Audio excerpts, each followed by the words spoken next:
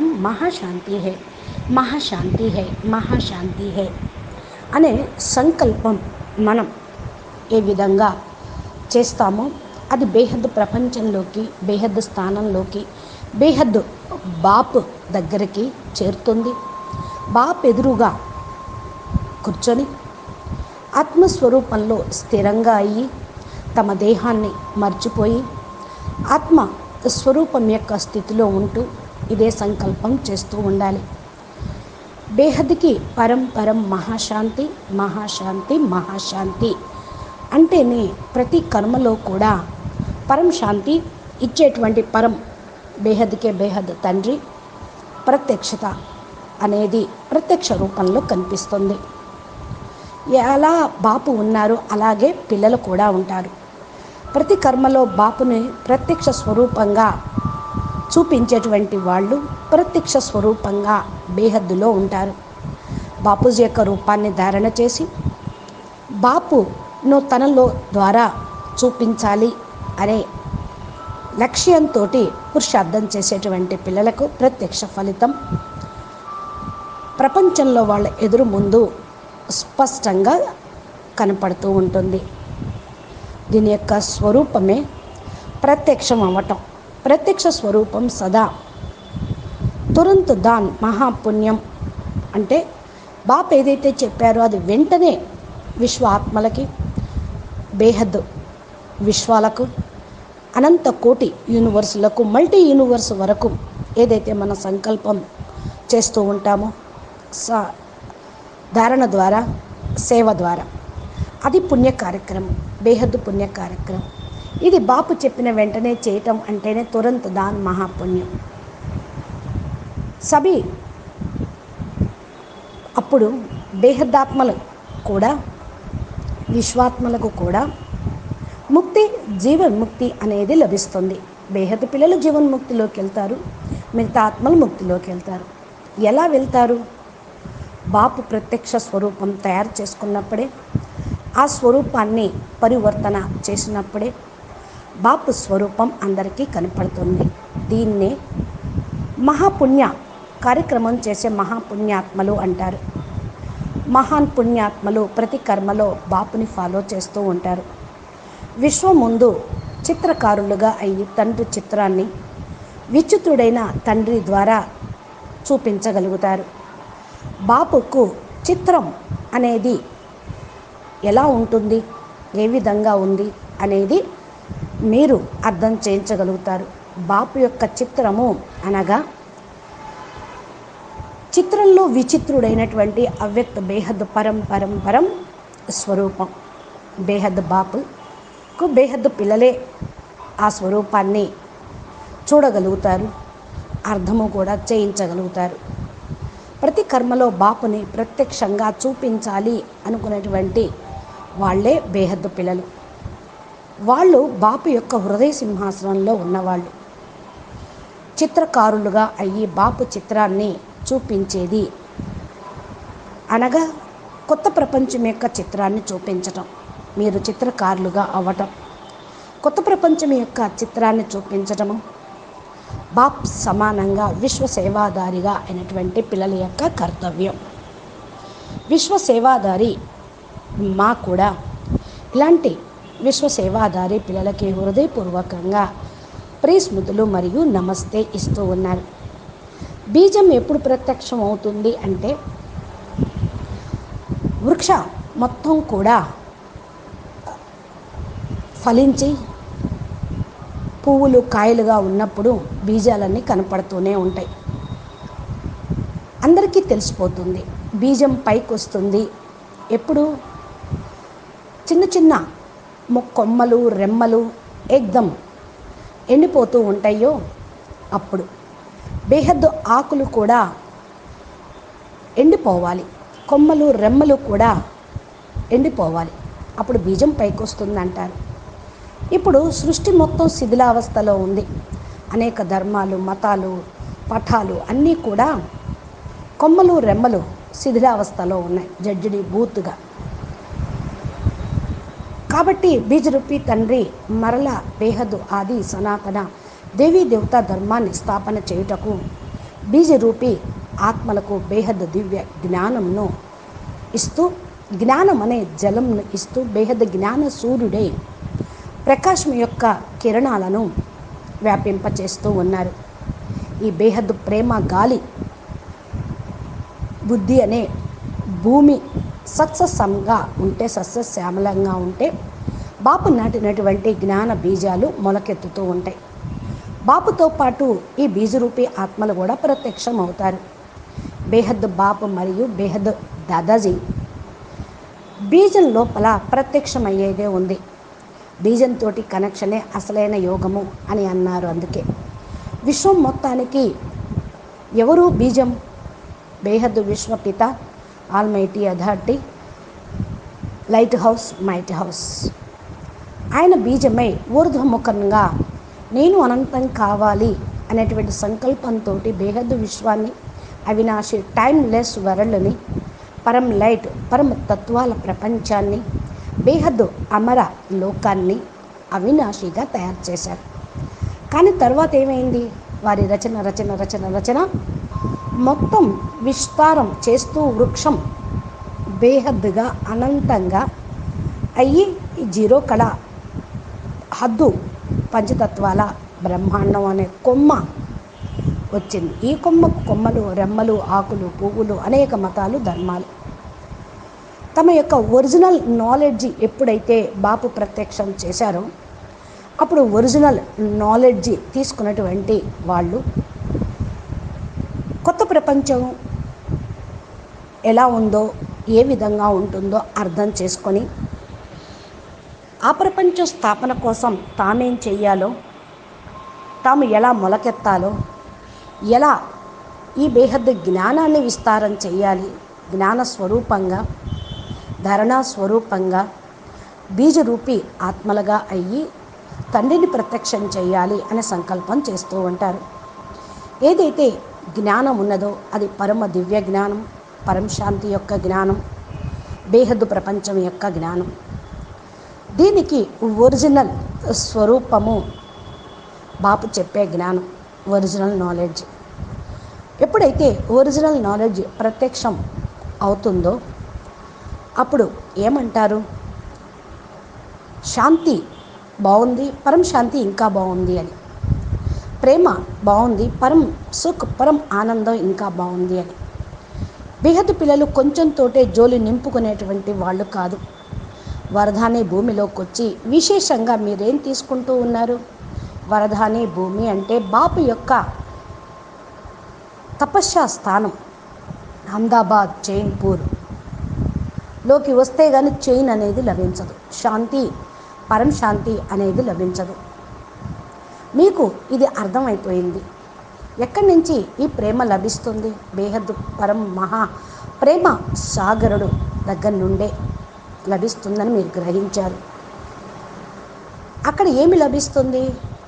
బేహద్దు పరమ జ్ఞానము, పరం ప్రేమ, పరం సుఖం, పరం ఆనందం. ప్రేమ చాలా బాగుంది అనుకుంటారు, కానీ పరమాత్మని యొక్క డైరెక్ట్ బేహద్దు ప్రేమ అనేది ఇక్కడికి వస్తేనే మీరు అర్థం చేసుకోగలరు. కొత్త ప్రపంచం కోసం కొత్త జ్ఞానం ఇది రుజువు అవుతూ ఉంటుంది.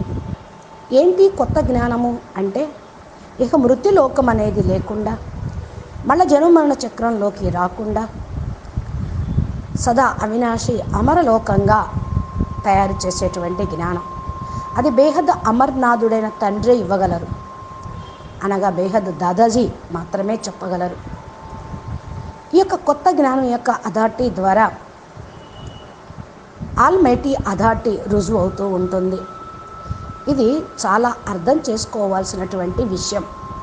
ఇచ్చేవాళ్ళు ఎవరో గుర్తించినప్పుడు ఆయన మీద ప్రేమ కలుగుతూ ఉంటుంది. ప్రేమ మరియు శాంతి, పరం శాంతి లభించడంతో అన్నీ కూడా మారిపోతాయి. వీళ్ళని ఇంత శ్రేష్టంగా తయారు చేసిందో కూడా ఎవరో అర్థమైపోతుంది. మీరందరూ కూడా శ్రేష్ఠ ఆత్మలు అని ఏదైతే బాపూజీ చెప్తూ ఉన్నారో ఆ విధంగా కావాలని ప్రయత్నం చేస్తారు. వెనక బేహద్ తండ్రి ఉన్నారు, బేహద్ పవరు ఉన్నది. ఆయన స్వయం భగవంతుడు. ఇక్కడ చాలా కొద్దిమంది మాత్రమే చేరుకోగలరు.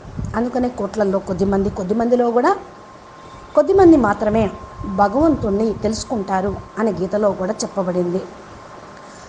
భగవంతుణ్ణి ప్రత్యక్షం చేయటమే ఇప్పుడు మిగిలి ఉంది. ఎంతవరకైతే బేహద్ బాపు ప్రత్యక్షం బేహద్ పిల్లలు చెయ్యరో, బ్రాహ్మణ ప్రపంచంలోనే బాపుని ప్రత్యక్షం చేయరో, అంతవరకు పరివర్తన అనేది నిదానంగా జరుగుతుంది. ఎప్పటి వరకైతే కొత్త ప్రపంచం రావటంలో ఆలస్యం అవుతూ ఉంటుందో అంతవరకు కూడా ప్రపంచం ఇంకా అధోగతిగా అవుతుంది. వికర్మలు తయారవుతూ చేస్తూ ఉంటారు. ఎందుకంటే ఈ ప్రపంచంలోని ఆత్మలు చాలా దుఃఖీగా పరేషాన్గా ఉన్నారు. కొత్త ప్రపంచం కోసం కొత్త జ్ఞానం అనే నలువైపులా వ్యాపింప చెయ్యండి. బేహద్ బాపూజీ ఇచ్చారు కొత్త జ్ఞానము అని. ఈ భూమి మీదకి ఉన్నటువంటి ప్రతి ఒక్క మానవాత్మకి చేరితే బేహద్ పిల్లలందరూ కూడా బయటపడతారు. సైన్స్ ఈ జ్ఞానాన్ని ఇవ్వలేదు.